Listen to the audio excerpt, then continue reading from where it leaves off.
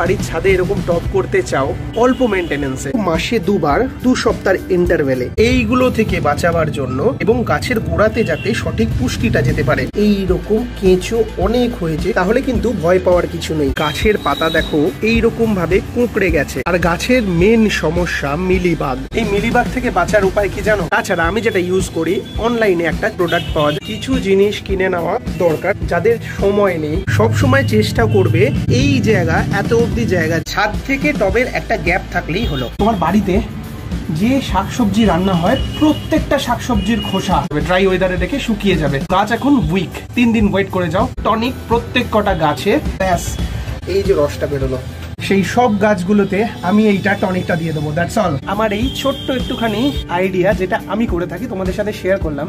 এইরকম ফুল পাবে। Please subscribe to my channel. এই ফুলের টবগুলো দেখছো, এই টবগুলো এই বাড়িতে অনেক দিন খালি পড়েছিল, শুকিয়ে গেছিল গত 2-2.5 বছর। এইগুলো সব টবে মাটি চেঞ্জ করে আমি কিছু ফুলের চারা নিয়ে এসে বসিয়েছিলাম। এইরকম কিছু গাছ, কিছু রঙের বালতি বেঁচেছিল, সেইগুলোকেও ইউজ করেছি। এর আগেও এই গাছগুলোর চর্চা অল্প বিস্তর আমার ব্লগে দেখিয়েছি।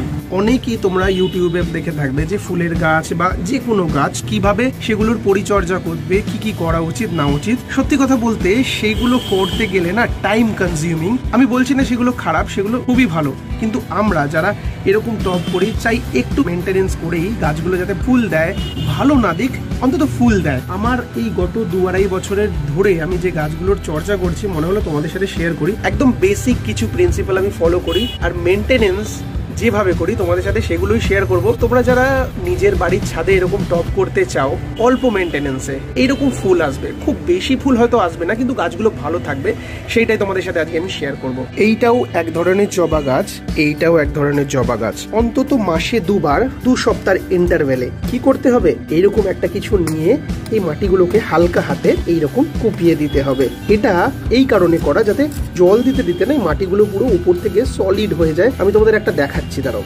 দেখো মাটিগুলো এইরকম হয়ে যায়, উপরে এরকম শ্যাওলা বা অন্য টাইপের গাছও হয়ে যায়। এইগুলো থেকে বাঁচাবার জন্য এবং গাছের গোড়াতে যাতে সঠিক পুষ্টিটা যেতে পারে, বেশি না, মাসে 2 বার যদি করতে পারো, বা দরকার হলে মাসে 1 বারও করতে পারো যদি সময় না থাকে। আর এইগুলো করার সময় যদি মাটির মধ্যে দেখো এইরকম কেঁচো অনেক হয়েছে, তাহলে কিন্তু ভয় পাওয়ার কিছু নেই। এর মানে তোমার মাটি উর্বর। এই যে কেঁচোগুলোর জন্য মাটিতে কিন্তু সঠিকভাবে এয়ার সার্কুলেশন বা অক্সিজেন সার্কুলেশন হচ্ছে, এটা হওয়া মাটির জন্য খুবই ভালো। দেখেছো প্রত্যেকটা গাছেই কিন্তু অল্প বিস্তর ফুল এসেছে। এখানে আর একটা জিনিস বলে রাখি, যদি গাছের পাতা দেখো এইরকম ভাবে কুঁকড়ে গেছে, তার মানে গাছের মধ্যে ফাঙ্গাল বা কোনো রকম পোকামাকড়ের ইনফেকশন হচ্ছে। আর গাছের মেন সমস্যা মিলিবাগ। জবা গাছে তো এগুলো খুব দেখা যায়, অন্যান্য গাছেও। তোমার গাছের কোনো রকম প্রবলেম হোক আর না হোক, এই মিলিবাগের সমস্যাটাই মেন, যার কারণে পাতা কুঁচকে যায়, ফুল ঠিকভাবে হয় না। এই মিলিবাগ থেকে বাঁচার উপায় কি জানো? বাড়িতে যে লিকুইড ডিশ ওয়াশ আছে, যেরকম ভিম লিকুইড হলো, সেইটা 1 চামচ ভিম লিকুইড 1 লিটার জলে গুলে যদি তুমি স্প্রে করো, বেশি না, সপ্তাহে 1 দিন কি 2 সপ্তাহে 1 দিন, এই মিলিবাগের সমস্যা থেকে কিন্তু মুক্তি পাওয়া যায়। তাছাড়া আমি যেটা ইউজ করি, অনলাইনে একটা প্রোডাক্ট পাওয়া যায় যেটা হচ্ছে নিম অয়েল। একদম তেলের মতো, নর্মাল লোকাল মার্কেটে তোমরা যেটা পাবে সেটা জলের মতো, কিন্তু যে নিম অয়েল সেটা পুরো তেলের মতো।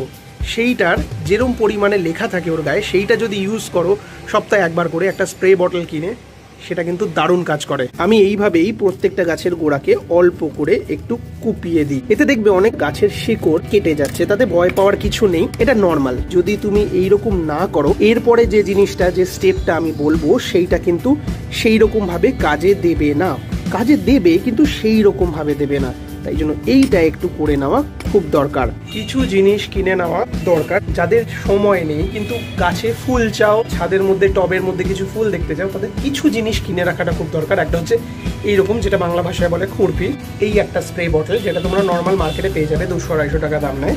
আর একটা জিনিস খুব ইম্পর্টেন্ট, এইটা হচ্ছে যে কোনো গাছকে ট্রিম করার জন্য খুব কাজে লাগে। তোমরা হয়তো ভাববে ছুরি দিয়েও তো কেটে দিতে পারি, কিন্তু না, গাছের যখন ডাল তোমরা কাটবে, সেটা যদি এক ঝটকায় কেটে যায়, সেইটা কিন্তু গাছের জন্য খুব স্বাস্থ্যকর।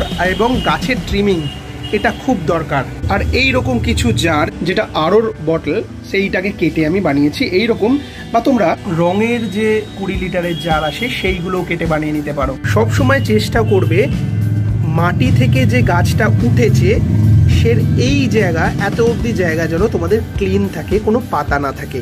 এইভাবে যদি আমি কেটে দিই, এগুলোকে ভালোভাবে কেটে যায় এবং এই জায়গাটা যদি ক্লিয়ার রাখো তাহলে ফাঙ্গাসের এফেক্টটা অনেকটা কম হয়। তাই আমি গাছের গোড়ার কাছে যত পাতা বেরোয় সেইগুলোকে ট্রিম করে দিই। প্রত্যেকটা গাছের টবের তলায় তোমরা এই রকম যে রিংগুলো পাওয়া যায়, স্টিলের রিং, লোহার বানানোর থেকে এইগুলো দিলেও কিন্তু ভালোই কাজ চলে। ছাদ থেকে টবের একটা গ্যাপ থাকলেই হলো।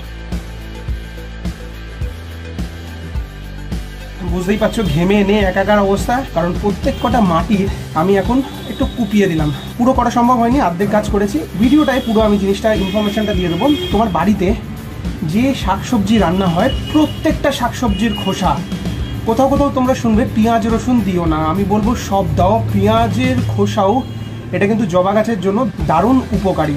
তাই প্রত্যেকটা খোসা যেটা বেরোয়, আলু, পেঁয়াজ, পটল, ঢেঁড়স, কুমড়ো, যা খোসা বেরোয় সব একটা পাত্রে তোমরা সংগ্রহ করো, ঝুড়িতে রাখো।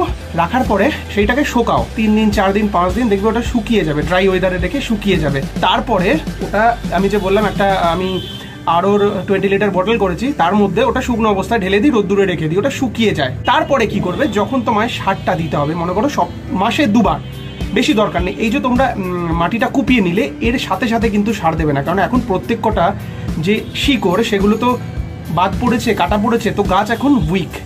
2 দিন ওয়েট করে যাও, 3 দিন ওয়েট করে যাও। তারপরে এই যেই তোমার যেদিন কোপানো হয়ে গেল সেদিন ওই তোমার শুকনো যে খোসাগুলো আছে তাতে জল মিশিয়ে দাও।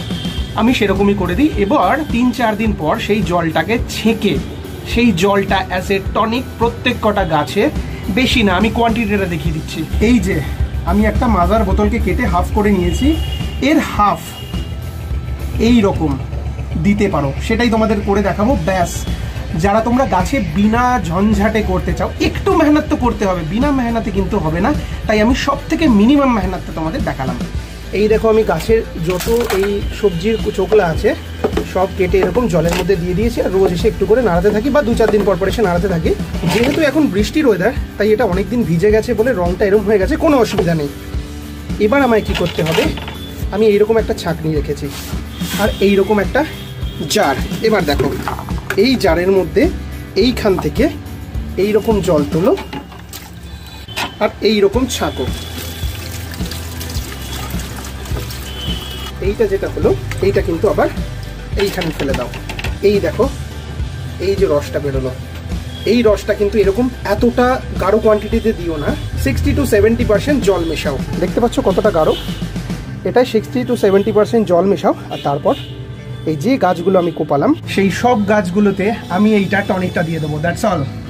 তো কি বলো, আমার এই ছোট্ট একটুখানি আইডিয়া যেটা আমি করে থাকি তোমাদের সাথে শেয়ার করলাম, খুব কম মেহনতে। দেখো একটু মেহনত তো করতেই হবে, কারণ এটা নিজের বাচ্চার মতো, তাই একটু মেহনত তো করতেই হবে। এইরকম ফুল পাবে, আমি যেটা বললাম সেইটুকু যদি ফলো করো মিনিমাম